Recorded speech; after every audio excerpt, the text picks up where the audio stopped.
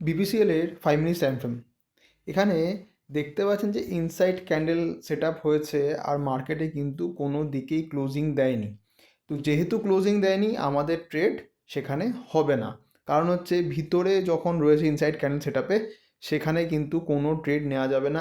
এই ডিসিপ্লিন, আজকের ডিসিপ্লিনটা বোঝানোর জন্যই ভিডিওটা করা, যে এই ডিসিপ্লিন আপনাকে নিয়ে চলতে হবে একটা ট্রেড নিতে গেলে। কারণ সবাই ভাবে যে একটা ট্রেড হচ্ছে একটা জায়গায় এন্ট্রি করলাম, 2000, 5000, 500, যার যেমন ক্যাপাসিটি সেই অনুযায়ী প্রফিট হলো, বেরিয়ে গেলাম। বাট এতটা ইজি নয়। আপনার এখানে পেশেন্সের পরীক্ষাটা দিতেই হবে।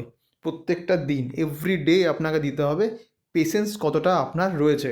কারণ হচ্ছে সারা দিন আজকে যদি দেখেন যে কোনো ট্রেড কিন্তু হয়নি, বিকজ ক্লোজিং দেয়নি। ইনসাইড ক্যান্ডেল সেট আপ বানিয়েছে বাট ক্লোজিং দেয়নি। ক্লোজিং যেহেতু দেয়নি সেই কারণে আমি ট্রেড নেব না। এই ডিসিপ্লিন আপনাকে রেখে আপনাকে ট্রেড করতে হবে, তাহলেই কিন্তু আপনি প্রফিটেবল ট্রেডার হতে পারবেন।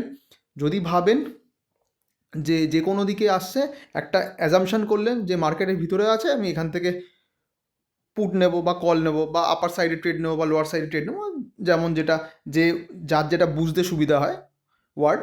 তো আমার কাছে ডিসিপ্লিন হচ্ছে মেন জিনিস। যদি আমার সেট আপে ক্লোজিং না দেয়, টার্গেট পয়েন্ট, এন্ট্রি পয়েন্ট আর স্টপ লস পয়েন্ট যদি ক্লিয়ার না থাকে, সেক্ষেত্রে আমাকে পুরোপুরি ট্রেড অ্যাভয়েড করতে হবে।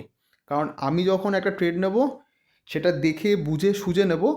যদি ভুল ট্রেড হয় সেখানে আমি 5 টাকাও ইনভেস্ট করব না। তো এরকম মাইন্ডসেট যদি আপনি ট্রেড করেন, অবশ্যই আপনি প্রফিটেবল ট্রেডার হতে পারবেন। তো থ্যাংক ইউ সো মাচ। এই ভিডিওটা দেখে কিছু যদি আপনার হেল্প হয়ে থাকে, অবশ্যই শেয়ার অ্যান্ড সাবস্ক্রাইব করবেন।